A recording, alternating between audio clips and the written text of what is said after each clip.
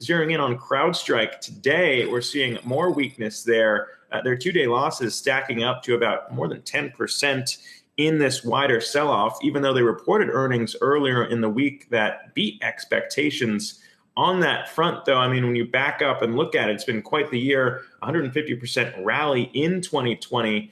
And in the latest quarter, they reported some pretty impressive numbers. When you look into both the top and bottom line beats, even beating the company's own expectations there, as well as record improvements in annual recurring revenue, rising 87% to $791 million for the quarter.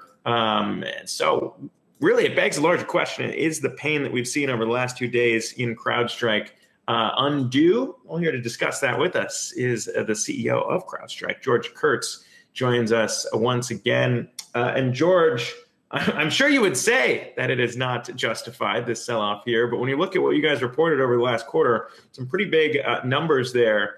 And it seems like the trend that we discussed, more businesses shifting to working from home, dealing with everything online, and more attacks through the internet seem to be stuck here in 2020. So what did you make of the quarter, and what did you see on the demand front? Well, I thought it was a fantastic quarter, just great execution by the entire CrowdStrike team. And I think the results speak for themselves when you look at, revenue being up 84%, annual recurring revenue being up, as you said, 87%.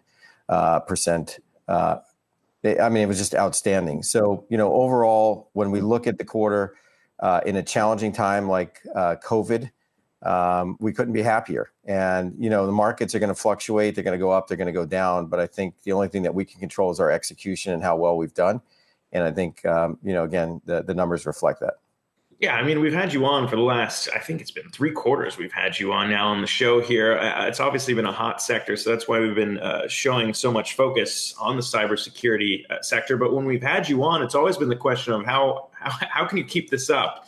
And each time you've said you're still seeing more and more demand out there. And you guys, this last quarter, upped your full year guidance.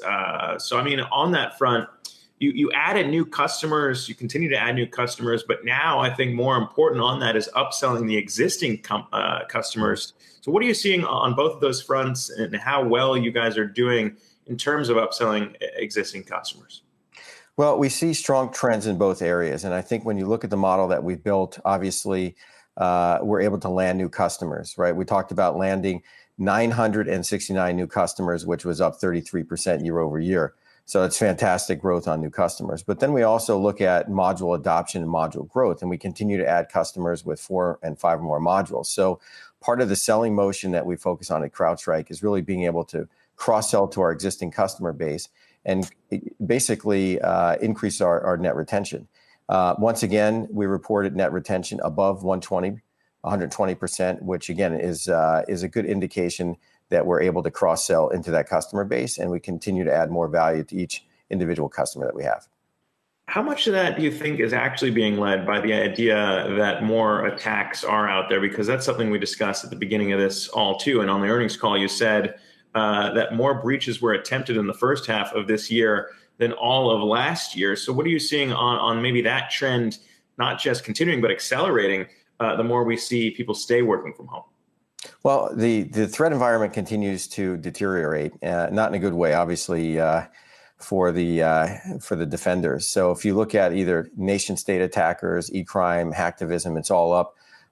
We saw a 154% increase in attacks year over year, which obviously is substantial. And when folks are working from home, they don't have that comfort and safety of the corporate network. Right? The firewall is not there. Some of the other tools that people are using to try to protect those endpoints are not there. So you move them outside the firewall, they're sitting behind your cable modem and your router, and they're certainly subject to attack, which is, again, one of the reasons why we've seen companies move to CrowdStrike because of our cloud-based model and our ability to protect those endpoints and workloads, whether they're at home on your laptop or whether they're in a cloud environment. And that's what customers are ultimately looking for. Yeah, and as you mentioned, there's other options out there in the security space. Obviously, you guys aren't the only player there. And interestingly, you announced, teaming up with some of those other players out there, Netskope, Okta, and Proofpoint, coordinating to help clients out there implement some of these solutions. What does that mean in terms of wanting to combine efforts here to bring, more solutions to your guys' clients? And what do you have planned on that front? Sure. Well, one of the things that we really pioneered at CrowdStrike is the security cloud. And again, our focus has been around endpoints and workloads. But there's other security technologies that are in use and needed. And what we have found from customer feedback is that what they want is best of breed platforms. Over the years, people have talked about best of breed products or suites, but really it's about best of breed platforms that can be assembled together to make the most effective security solution for a customer. Customers are tired of building their own technologies, right? It's just too costly and expensive, and they want platforms that work together, that share data together, that get smarter working together, and that's really what we're focused on with some of these alliances.